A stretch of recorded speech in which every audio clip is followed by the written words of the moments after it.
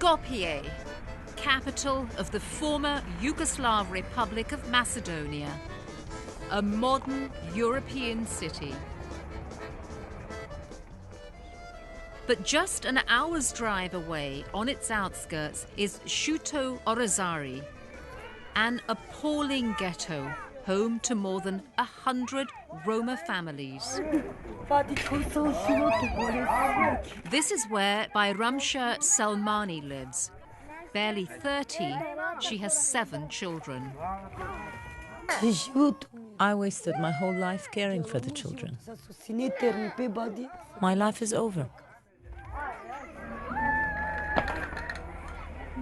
It's just past 10 o'clock in the morning. Some of her children are still in bed. They're in no hurry to get up. There's no breakfast waiting and no school to go to.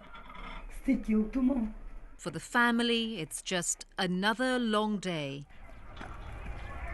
waiting to see if their father, who gets occasional work collecting recyclables in a nearby waste site, can bring home enough money to feed them. On days when he gets paid, he'll buy sausages, 4 loaves of bread, and some milk for the baby. We get 1 meal one day and eat nothing another day. My children are full of lice. They are dirty. There's no place to wash them. No shampoo, no clothes. My life is full of pain and suffering. And they are far from alone.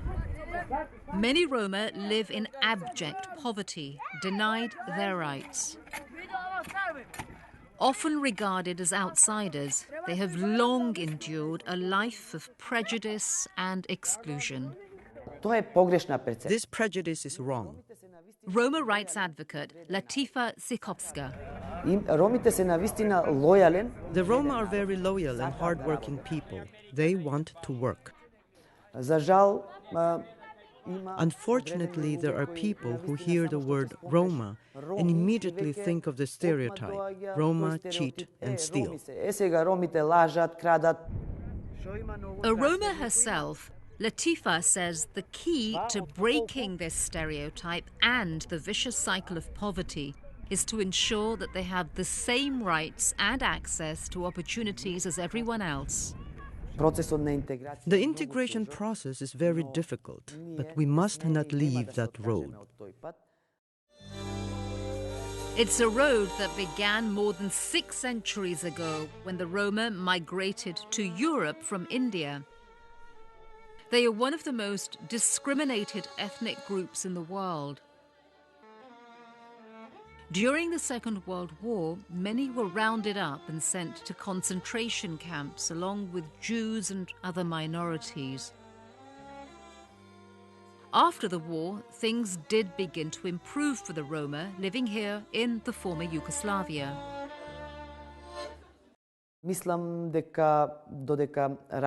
I believe that when I was growing up in the period of Yugoslavia, we were all equal.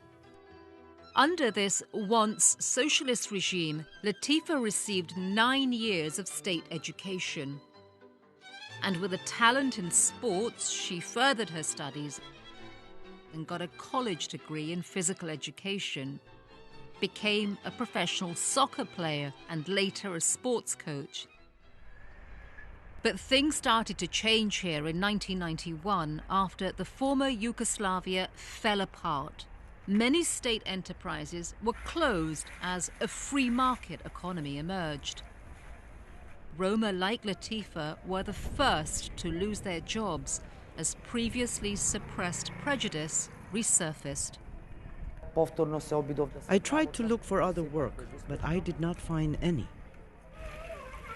Some, like Bayramsha, lost even more: their citizenship. They are now foreigners in their own country. The reason? Simply because they could not afford the fees now required for state-issued documents like official identity cards. And without these documents, they are excluded from mainstream society, losing access to social benefits and services.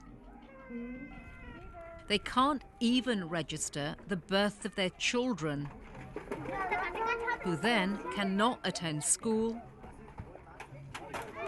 or receive any free medical treatment. Such was the case for the 4-year-old daughter of Senada Kurtyshovska. Sick, the hospital refused her admittance. So I brought her home, but her condition did not improve, and she died 2 weeks later. And now the same nightmare is happening again. Her youngest daughter is sick. But without documents, no doctor will treat her. It makes me mad that they ask for too many documents for people who can't afford a meal.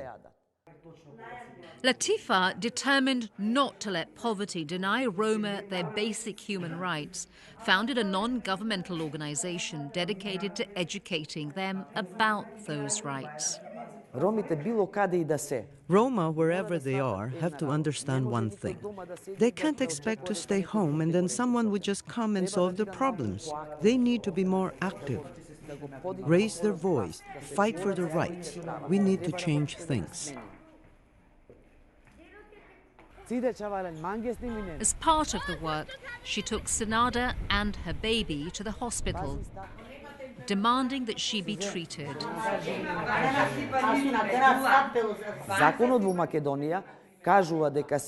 The law states that every emergency case has to be hospitalized and taken care of, regardless of the lack of documents.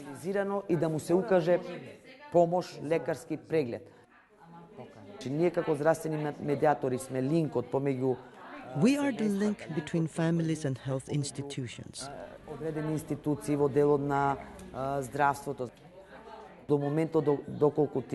We will intervene and make sure they claim the rights to health care.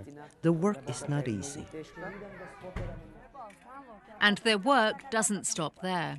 Latifa believes another critical step to achieving their rights and breaking the cycle of poverty is to help women make informed choices about family size.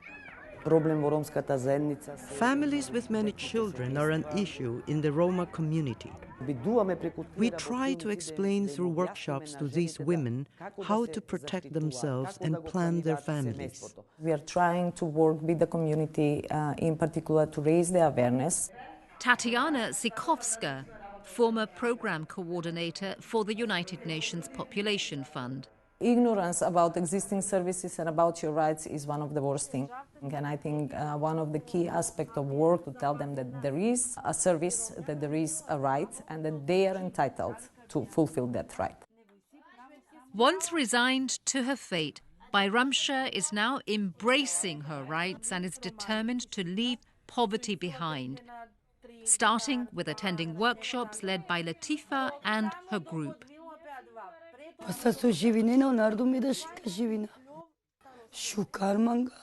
I do not want to have any more children. I want to have a normal house like everyone else. I want to have water, bathroom, toilet, window, so it's not so dark inside. I want to send my children to school so they will learn to read and write and not be illiterate like their mother. Latifa is working hard to raise funds and do what she can to improve conditions for families and their children. The work is hard, but when you see that there is progress, this gives me the motivation to go on. When I see a smiling face, this is when I feel very happy. It is still a long road ahead, but by empowering the Roma, Latifa is paving the way to break the chain of poverty and social injustice that have bound her people for centuries.